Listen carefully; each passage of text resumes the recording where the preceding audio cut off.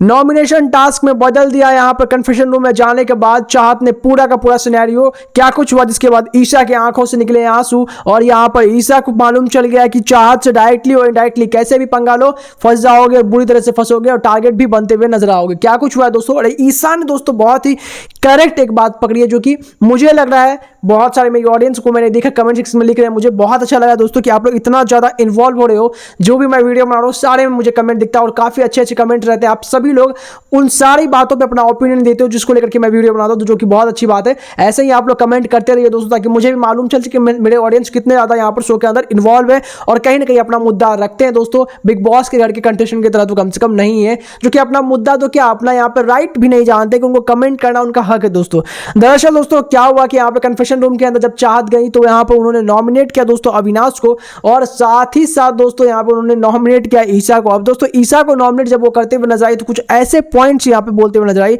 और क्यों दोस्तों यहाँ पर सिर्फ एक चाहत के वोट की वजह से जो है ईशा फंसते हुए नजर आई है, वो भी मैं आपको बताता हूँ पूरी कहानी। दोस्तों बहुत इंटरेस्टिंग हुई है। ईशा की जो ओवर स्मार्टनेस थी, मैं आज लाइव फीड में देख रहा था दोस्तों, लाइव फीड के अंदर वो बोलते हुए नजर आई थी मेरे काफी अच्छी तरह से लोगों से बन रही है, टाइम गॉड बनने की चांसेस है, मुझे वोट मिल सकता है ज्यादा।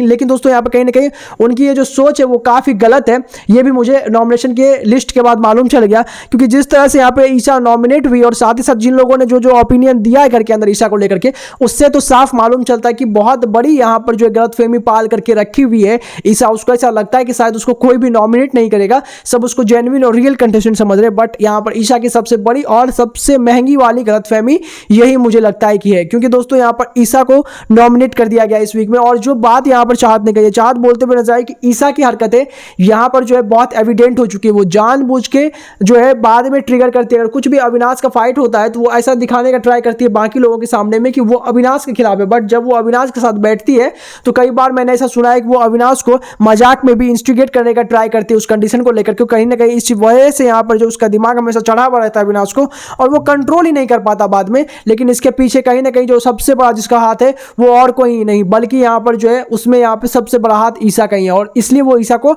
नॉमिनेट कर देती है। अब दोस्तों इंटरेस्टिंग इसलिए होता है दोस्तों कि यहाँ पर ईशा को कम वोट मिले हुए थे, और अगर यहाँ पर चाहत किसी और को वोट कर देती तो यहाँ पर वो बच जाती, बट एक्चुअली में जैसे ही ईशा को नॉमिनेट की वो एक मैक्सिमम वाले कैटेगरी में आ गई, और इसके वजह से यहाँ पर ईशा को जो पूरा गेम बन रहा था उसको ऐसा लग रहा था कि बाकी सभी लोग भी उसको यहाँ पर कहीं ना कहीं सपोर्ट करेंगे, उसकी फेक चीजों को यहाँ पर उसको कॉल आउट कर दिया गया। और इसके वजह से सब कुछ, कितनी भी यहाँ पर लोगों की आप मैनिपुलेशन में भाग लो या कितनी भी किसी के साथ बैठ लो, प्यार से बातें कर लो, आप ये दिखाने के लिए कि आप सुधर चुके हो, तो आपको लोग माफ नहीं करते हैं। ये चीज यहाँ पे बिग बॉस के घर के अंदर का दोस्तों सबसे बेस्ट एग्जांपल, और वही होता हुआ दोस्तों नजर आया है। यहाँ पर सबक सिखाते हुए सभी कंटेस्टेंट नजर आए, और ईशा दोस्तों एक घर से बेघर होने के लिए नॉमिनेट हो चुकी है। आप इस बात से खुश हैं या नहीं, अपनी राय कमेंट सेक्शन में जरूर बताएं। सब्सक्राइब